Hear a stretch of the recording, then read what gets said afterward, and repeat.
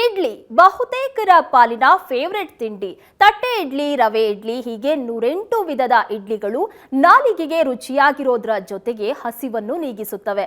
ಆದರೆ ಸದ್ಯ ಆಹಾರ ಇಲಾಖೆ ನೀಡಿದ ವರದಿ ಇಡ್ಲಿ ಪ್ರಿಯರನ್ನ ಬೆಚ್ಚಿ ಬೀಳಿಸಿದೆ.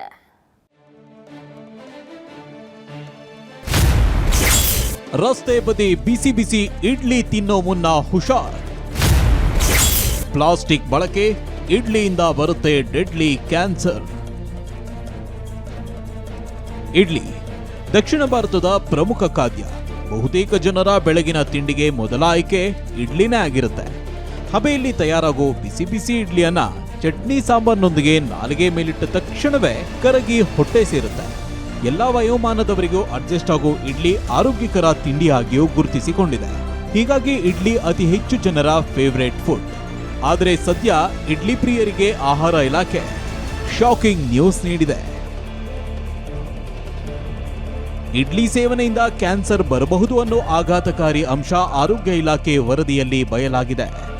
ಆಹಾರ ಇಲಾಖೆ 500ಕ್ಕೂ ಹೆಚ್ಚು ಕಡೆ ಇಡ್ಲಿ ಸ್ಯಾಂಪಲ್ನನ್ನ ಟೆಸ್ಟ್ ಮಾಡಿದ್ದು 35ಕ್ಕೂ ಹೆಚ್ಚು ಇಡ್ಲಿ ಸ್ಯಾಂಪಲ್ ಅನಾರೋಗ್ಯಕರ ಎಂದು ಸಾಬೀತಾಗಿದೆ. ಹಲವು ಹೋಟೆಲ್ಗಳಲ್ಲಿ ಇಡ್ಲಿ ತಯಾರಿಕೆಗೆ ಕಾಟನ್ ಬಟ್ಟೆ ಬದಲು ಪ್ಲಾಸ್ಟಿಕ್ ಬಳಕೆ ಮಾಡಲಾಗ್ತಿದೆ.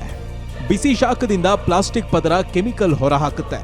ಕೆಮಿಕಲ್ ಮಿಶ್ರಿತ ಇಡ್ಲಿ ಸೇವನೆಯಿಂದ ಕ್ಯಾನ್ಸರ್ ಬರುವ ಸಾಧ್ಯತೆ ಇದೆ. ಪೇಪರ್ ಅಲ್ಲಿ ಕ್ವಾಲಿಟಿ ಕಮ್ಮಿ ಇದ್ದಾಗ ಈ ಅಂಶಗಳನ್ನ ಯಾರು ಗಮನಿಸ್ತೀರಾ ಆ ಪೇಪರ್ನ ಪರ್ಚೇಸ್ ಮಾಡ್ತಾರೋ ಖಂಡಿತವಾಗೂ ಅಂಥ ಪೇಪರಿಂದ ಇಡ್ಲಿ ಕ್ವಾಲಿಟಿ ಕಮ್ಮಿ ಆಗೋ ಸಾಧ್ಯತೆ ಹೆಚ್ಚಾಗಿದೆ.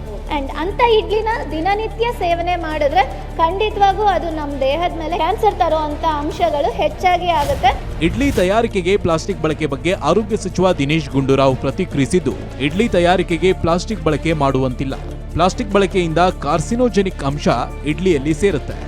ಪ್ಲಾಸ್ಟಿಕ್ ಬಳಕೆ ಮಾಡ್ತಿರೋರಿಗೆ ದಂಡ ವಿಧಿಸಿದ್ದೇವೆ ಅಂತ ತಿಳಿಸಿದ್ರು. 251 ಕಡೆ ಪರೀಕ್ಷೆ ಮಾಡಿದ್ರೆ ಅದ್ರಲ್ಲಿ 52 ಕಡೆ ಅಲ್ಲಿ ಈ ಪ್ಲಾಸ್ಟಿಕ್ ಅನ್ನು ಉಪಯೋಗ ಮಾಡಿಕೊಂಡು ಅದು ಖಂಡಿತವಾಗಿಯೂ ಆರೋಗ್ಯಕ್ಕೆ ಹಾನಿಕಾರಿ. ಪ್ಲಾಸ್ಟಿಕ್ ಅಲ್ಲಿ ಕ್ಯಾನ್ಸರ್ ಬರುವಂಥ ಎಲ್ಲ ಅಂಶಗಳಿರುವಂಥ ಒಂದು ಪದಾರ್ಥ. ಈಗಾಗಲೇ ಅವ್ರ ಮೇಲೆ ಫೈನ್ಗಳನ್ನು, ಕೇಸ್ಗಳನ್ನು ಬುಕ್ ಮಾಡ್ತಾ ಇದ್ದೀವಿ ಮತ್ತು ಉಳಿದಿದ್ದ ಕಡೆ ಎಲ್ಲ ಕೂಡ ಎಚ್ಚರಿಕೆಯನ್ನು ನೀಡ್ತಾ ಇದ್ದೀವಿ.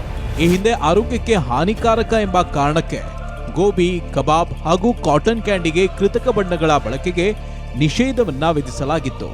ಸದ್ಯ ಇಡ್ಲಿ ತಯಾರಿಕೆಗೆ ಬಳಸ್ತಾ ಇರೋ ಪ್ಲಾಸ್ಟಿಕ್ ವಿರುದ್ಧ ಸರ್ಕಾರ ಸಮರ ಸಾರಿದೆ. ಸರ್ಕಾರ ಮಾತ್ರ ಅಲ್ಲ, ಈ ಕುರಿತು ಜನ ಕೂಡ ಎಚ್ಚರಿಕೆ ವಹಿಸಬೇಕಿದೆ. ಮಮತಾ ಮರ್ದಾಳ, ಮೆಟ್ರೋ ಬ್ಯೂರೋ, ಏಷ್ಯಾನೆಟ್ ಸುವರ್ಣ ನ್ಯೂಸ್.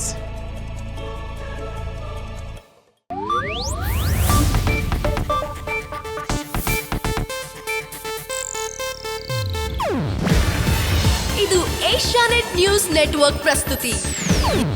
ನೀವು ನೋಡ್ತಿದ್ದೀರಾ ಏಷ್ಯಾನೆಟ್ ಸುವರ್ಣ ನ್ಯೂಸ್.